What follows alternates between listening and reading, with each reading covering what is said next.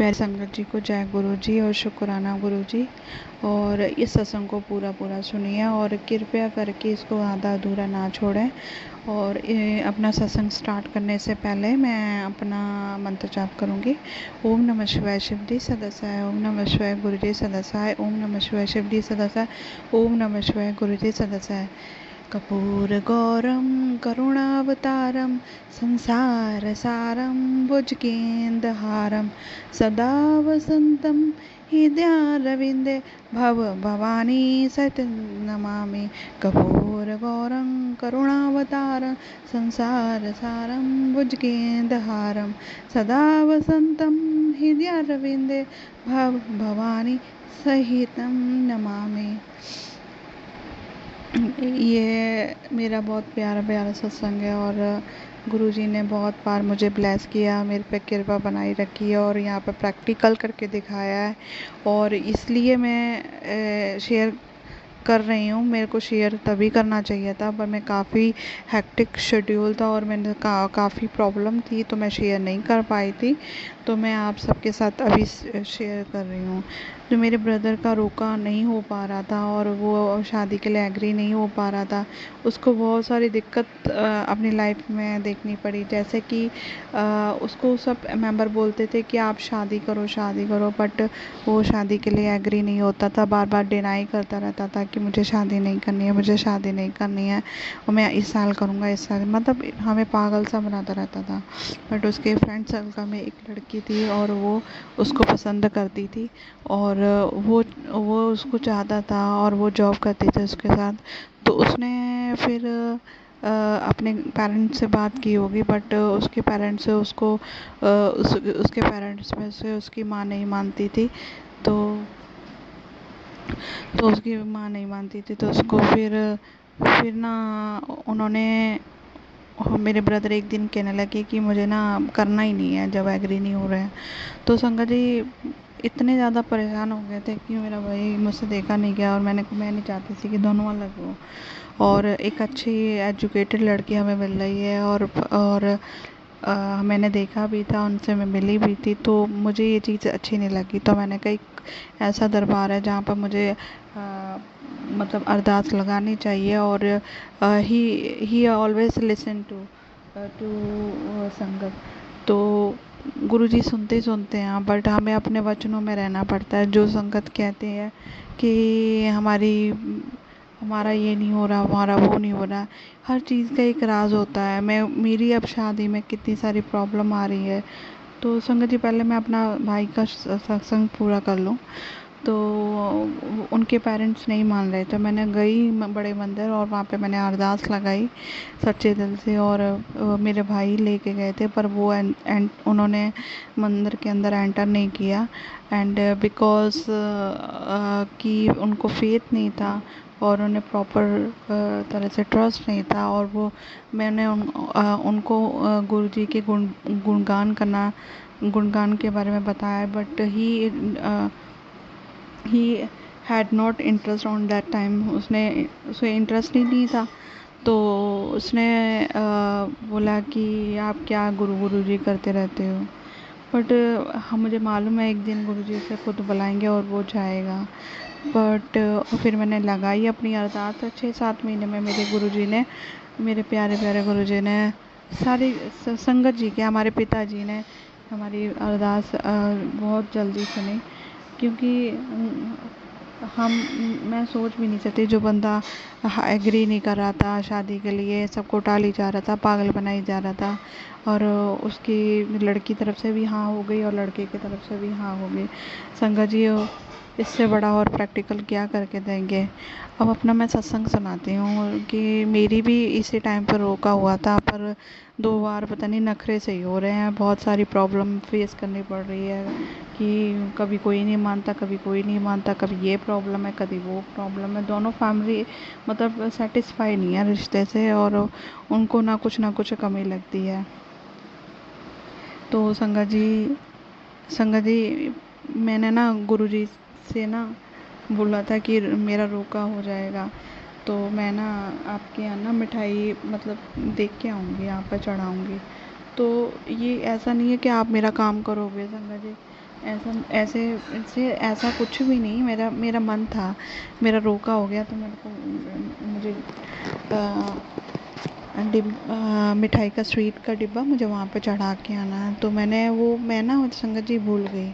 तो संगत जी एक छोटा सा मैसेज भी देना चाहूँगी कि अगर आप लोग कभी भी ऐसे बोलते हैं, मैं पहली बात तो ये चीज़ें बोलनी नहीं चाहिए कि मैं 1,000 दूँ रखूँ चढ़ाऊँगी या ये चढ़ाऊँगी मेरा काम बना दो, मत क्या करो। मैंने भी कहना बंद कर दिया, मुझसे जो गलती हुई हुई, और मैं यहाँ पे आऊँगी वहाँ पे ये सब हम लोग कह कर और फिर भूल जाते हैं। इससे क्या होता है कि वो चीज़ें हमें हमें प्रॉब्लम देती हैं और हमें आगे हमारा वो काम नहीं बनने देती हैं, क्योंकि हम भूल जाते हैं। हम एक बिजनेस कर रहे हैं, तो ये चीज़ मैंने एक अपनी लाइफ में सीखा है कि भगवान से बिजनेस नहीं करना है। जब आपका काम हो जाए आप कीजिए, भगवान जी हमारा पूरे दिल से काम अरदास लगाइए, और क्या कहते हैं, जब वो काम हो जाए आप बाद में चढ़ा दीजिएगा। तो संगत जी वो स्वीट का डिब्बा मैंने नहीं चढ़ाया और मैं भूल गई, और मैं वहाँ से बड़े मंदिर से होके भी आ गई, और फिर मैंने उसको जाके अभी मैंने बड़े मंदिर जाना है स्पेशल इसी चीज़ के लिए, और डिब्बा चढ़ा के आना है। और मेरी लाइफ में बहुत कुछ चल रहा है शादी को लेकर। मेरी कुंडली में ये लिखा हुआ है कि शादी होगी नहीं, ये नहीं होगा। मेरी कुंडली संगत जी ऐसी बनी है कि दुखी, संघर्ष वगैरह। तो मुझे पूरा भरोसा है कि मैं गुरुजी के दर पे आऊँगी। पहले तो मेरी शादी करवाएंगे गुरुजी, और अपनी बेटी को ऐसा नहीं रहने देंगे। उसमें साफ लिखा टूट टूट के रिश्ते होंगे। तो यही प्रॉब्लम हो रही है मेरे अभी साथ, कि मेरी शादी में दिक्कत आ रही है। बार बार मुझे बार बार प्रॉब्लम फेस करनी पड़ रही है। तो मैंने, अब आप मानोगे नहीं संगत जी, पहले जब रोका किया था तब बड़ी मुश्किल से मैंने ये सेटअप किया, और दोनों फैमिली को एग्री करवाया और रिश्ता हुआ। और फिर उसके बाद संगत जी मेरी लव मैरिज नहीं है, अरेंज मैरिज है। और ये अरेंज मैरिज है, मतलब मुझे पसंद आ गया था लड़का, और मैंने घर पे बता दिया, और मैंने बातचीत चली तो वो घर वालों दोनों फैमिली मान नहीं रहे थे। तो सेकंड बार बात की तो वो लोग एग्री, शादी नहीं दे रहे थे। थर्ड बार की तब भी नहीं दे रहे। अब चौथी बार गए तो इंसल्ट सी करवा के आ गए संगत जी। ना उन्होंने घर पे बुलाया अपने, ना उन्होंने संगत जी अपने घर पे बुलाया, और ना और पहले फर्स्ट टाइम इतना प्यार दिखाया, और अब प्यार ही नहीं इतना दिखाया संगत जी। तो कहीं ना कहीं मैं इसलिए जुड़ी हूँ, मुझे लगता है कि वो लड़के से मेरा रिलेशनशिप अच्छा, और 28 गुण मिले हुए हैं। गुण क्या होते हैं, सबसे बड़ी समझदारी होती है, और जिनको कुंडलियाँ भी मिलती हैं उनके तलाक भी हो रहे हैं, सब कुछ हो रहा है। तो ये एक रिलेशनशिप बनाने की अपनी समझदारी हो रही है। आजकल तलाक इतने हो रहे हैं, क्या हो रहा है कि लोग में गुस्सा बहुत है, सेक्रीफाइस करने की वो नहीं है। तो संगत जी मेरी इस बार इंसल्ट भी हुई है, मैं खुलेआम बोल रही हूँ। थोड़ी बहुत मेरी इंसल्ट भी हुई है, और इस चीज़ को लेकर मैंने सेक्रीफाइस किया, क्योंकि मुझे अपना रिलेशनशिप बचाना था। यहाँ पे कोई मार्केट थोड़ी ना लगी है, इसको छोड़ा लड़के को, उसको छोड़ा तो उसका दिल दुखाया, नहीं। हम जब हमारा रोका हो गया, मैंने बात की, तो मैंने लड़के को ना छोड़ना चाहा। इसलिए संगत जी मैंने गुरुजी से अरदास लगाई, मैंने बार बार अरदास लगाई। गुरुजी ने मेरा रिश्ता फिर दोबारा जोड़ दिया। मेरे रिश्ते की जब शादी फिक्स करने के लिए गए थे, 4th बार उनसे जब कहा, तो हमारा रिलेशनशिप टूट चुका था और ब्रेकअप हो गया था। कोई एग्री नहीं हो रहा था। तो इसलिए गुरुजी से मैंने अरदास की सच्चे दिल से। मैंने स्वरूप मेरा संगत जी मेरा स्वरूप ला के रख लिया था, और मेरा बनने नहीं दिया था। शायद यही चीज़ें प्रॉब्लम देती हैं, तो मैंने उसको बनवाया, और मेरा गुरुजी ने मेरा रिश्ता फिर से बचा लिया। तो इसके लिए मैं गुरुजी को धन्यवाद शुक्राना करूँगी, कोटि कोटि शुक्राना करूँगी कि उन्होंने मेरा ये अरदास सुनी, अपनी बेटी की अरदास को स्वीकार किया, और यहाँ पे मुझे प्रैक्टिकल करके दिखाया। संगत जी अब आपको मैं बताती हूँ कि मैं काशी विश्वनाथ नहीं जाना चाहती थी, क्योंकि मुझे आपको पता है कि इतनी गर्मी पड़ रही है तो संगत जी कहाँ हो पाता है। तो मैंने कहा कहाँ इतनी गर्मी में जा पाएंगे। बट मैंने सोचा कि ये रियलिटी है कि कहाँ चले जाओ नहीं तो नहीं जा पाते हैं। तो संगत जी ये सब जा रहे थे और मुझे ये था कि काशी एक बड़ी जगह है और भोले बाबा को तो मैं छोड़ ही नहीं सकती। मैं मानती हूँ बहुत हूँ भोले बाबा जी को। तो मैंने कहा जाना चाहिए, बहुत ज़रूर जाना चाहिए, पता नहीं फिर कब दर्शन हो। तो मैंने मन में ये चीज़ तो ये एक्सेप्ट कर रखी है कि मैं दर्शन करने की इच्छा है। पर मैं ये नहीं कहा कि संगत जी कि मैं जाऊंगी। तो जब संगत जी मेरा मौका बन गया तो मुझे जाना ही चाहिए था। तो संगत जी मुझे ना लूज मेरी तबीयत ख़राब हो गई। मम्मा कह रहे हमारी चार चार 6 टिकट बुक करवाई थी, उसमें से 3 कैंसिल हो गई तो 3 बची थी। उसमें से भई मेरा कज़न आया था, उनके 2 बच्चे थे। तो मम्मा बोलने लगी कि तीसरी सीट पे तू चली जा। तो संगत जी मेरी मम्मा ने बोला कि तू चली जा। मैंने कहा मैं कैसे चली जाऊँ, मेरी तो तबीयत ख़राब है, मुझे लूज़ मोशन होने लगे उसी दिन लूज़ मोशन उसी जबकि मैंने सीट बुक अपनी करवाई थी कि कहाँ मौका मिलता है चलो करवा लेते हैं। और उसी दिन फिर मैंने कैंसिल करना चाहा। फिर मैंने दिल से अरदास की गुरुजी कि मेरा मन तो है जाने का, पर अब मैं कैसे जाऊँ, मेरे को ले चलो बस गुरुजी जी। मेरे गुरुजी प्यारे प्यारे गुरुजी ने मेरे को काशी विश्वनाथ जी के दर्शन करवा दिए। अपने दर्शन करवा दीजिए। तो मैं उनको कोटि कोटि नमन करती हूँ, थैंक यू। मैं इस चीज़ से बहुत खुश हूँ कि मैं काशी विश्वनाथ जी के शिवलिंग के दर्शन करके आई हूँ और मुझे बहुत अच्छा लगा वहाँ पर। वहाँ का जो ऑरा है बहुत अच्छा लगा। तो मज़ा ही ऐसे दर्शन तो स्वर्ग वाले दर्शन हुए हैं। मुझे तो बहुत ही अच्छा लगा और मेरा नेक्स्ट टाइम जाने का मन भी है। तो अभी बद्रीनाथ का प्लान बन रहा है। तो देखो मेरा मन फिर से वही फीलिंग है कि मैं जाना चाहती हूँ और मुझे बुला लें। तो मैं गुरुजी से कहती हूँ कि मैं सारे शिवलिंग के दर्शन करना चाहती हूँ, पर मैं ये नहीं कि मैं आऊँगी। ये आपने दर्शन करवाने हैं, ये भी मेरे लिए बहुत बड़ी बात है। क्योंकि मैं जब भी पूरा अपने शिवलिंग के मतलब 12 जो भी है मैं उनके दर्शन करके फिर ही मैं परमात्मा के पास आऊँ। ये मेरा एक ड्रीम है कि जब भी मेरी उम्र होगी जो भी है, पर मैं सारी प्लेस पे विज़िट करूँ और दर्शन करूँ और मुझे ये चीज़ लेनी है। तो गुरुजी आपका बहुत बहुत धन्यवाद, मुझे काशी विश्वनाथ जी के दर्शन करवाए। कोटि कोटि शुक्राना शुक्राना शुक्राना शुक्राना शुक्राना, मिलियन बिलियन शुक्राना।